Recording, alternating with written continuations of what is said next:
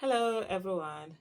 I saw this news article about alleged Atiku Abubakar, former Vice President of the Federal Republic of Nigeria, and also former presidential candidate of the PDP in the last election, 2023, as well as the 2019 election. And the statement that he made, I just actually just felt sort of like pity for him. Not pity like that, but just felt, you know, felt like empathy or sympathy, or maybe let me use the word sympathy for him, seeing how literally the people around him sort of like just almost like stabbing him in the back, just defecting left, right, and center. And there's always this thing. I've said it before in the video that I did when I heard that whole um uh former governor of Delta State, Okowa, defecting to the APC. That was the first thing I felt like, oh my goodness, another one here. But like he said he doesn't bear grudge on anyone that it's going, and that. Let's look at the article. Former Vice President Atiku Abubakar has declared that the coming 2027 election will be a political battle between Nigerians and the present administration. And I totally agree with him on this. And for me, that's one of the things that I also think about this whole defection. And I think it's a good thing, really, because at the end of the day, we really don't have a PDP. PDP is not the PDP and APC are the same. They just have two different addresses. So if the Okukuma collapse and be one address, let it be. The rest of us know that it's between the new order and the old order, between Nigerians that want Nigeria to work and the Nigerians who are elected or appointed spaces and want Nigerians to continue with the status quo that is only working for a few of them and not for everyone. And so Atiku said this in reaction to the defection of the Delta State Governor Sheriff Oborevwori.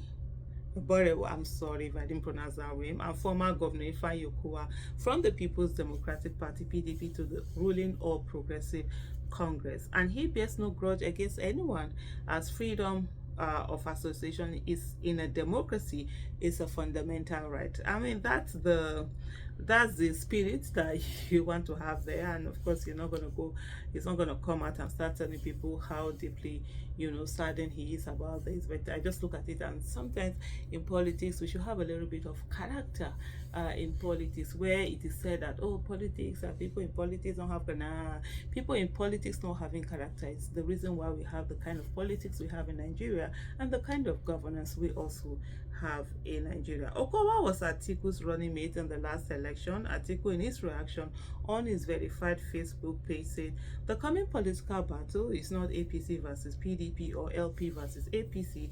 It is Nigerians versus an administration that has plunged the nation into untold suffering. The economy is in free fall. Inflation is choking the masses. Jobs are vanishing. Youth restiveness is surging to terrifying levels. Nigerians are not just tired, they are angry, and rightfully so. The PDP presidential candidate in the 2023 election says he had been overwhelmed with inquiries from concerned Nigerians, all eager to understand his position on the latest political shift, particularly the defection of some PDP members to the ruling party. And I must say, what happened in Edo State was like, I mean, everybody just packed. But I saw someone who was I think senior special advisor on, is it youth or something like that, has resigned.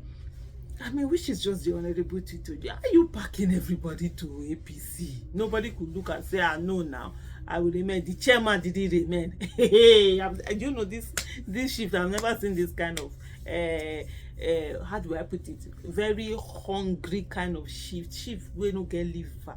As in, the people that they just seem to show that they don't have liver. How are you guys all packing yourselves in this way, to go to this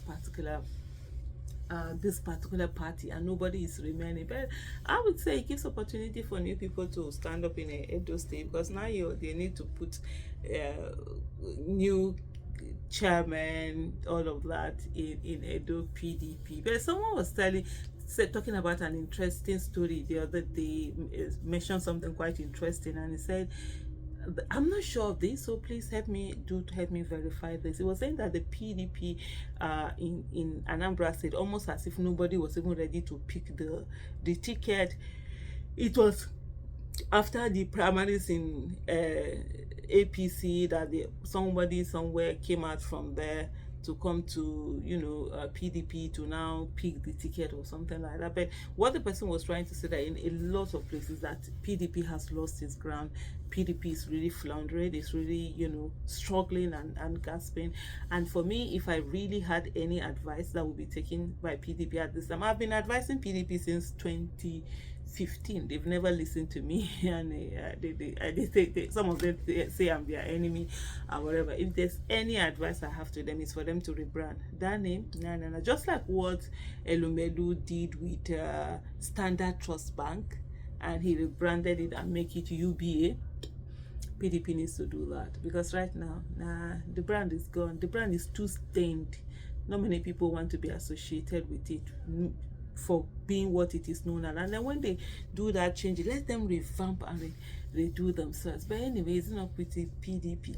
PDP is like that spoiled baby who was from rich home, and then they spoiled the child, and now the parents don't have money again, and the child doesn't know how to survive in a world where there's no money. So entitled, spoiled brat kind of mentality, that's what PDP keeps carrying on, because they feel that they own Nigerian votes, and that Nigerians owe them their votes. So, and they're waiting for Nigerians, for APC to show Nigeria so much that then they will not have no option that to come back to them. That's why you see them even up to today, they're always so arrogant. These are the same people who set up this motion, their supporters attacking people for the choices they made, for the coalition that will happen in 2015, for them daring to vote them away.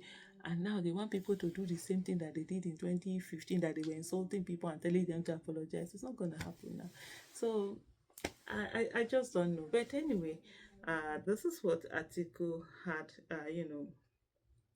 this is what Atiku had as say.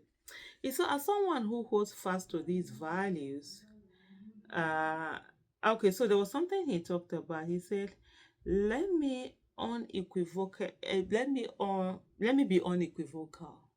Freedom of association and expression are not optional in a democracy. They are fundamental rights. Alongside this stand the pillars of a just and functional democratic society: the people, the rule of law, credible elections, and accountability. And undermine any of this, and democracy itself begin to crumble. As someone who holds fast to these values, I don't know about that. When you people in government, I bear no grudges against anyone for exercising their rights to political alignment. Defections, alliances, and realignments are part and parcel of democratic politics. We've seen them before, and we'll see them again. Let me just end there. Thank you everyone for watching. Bye.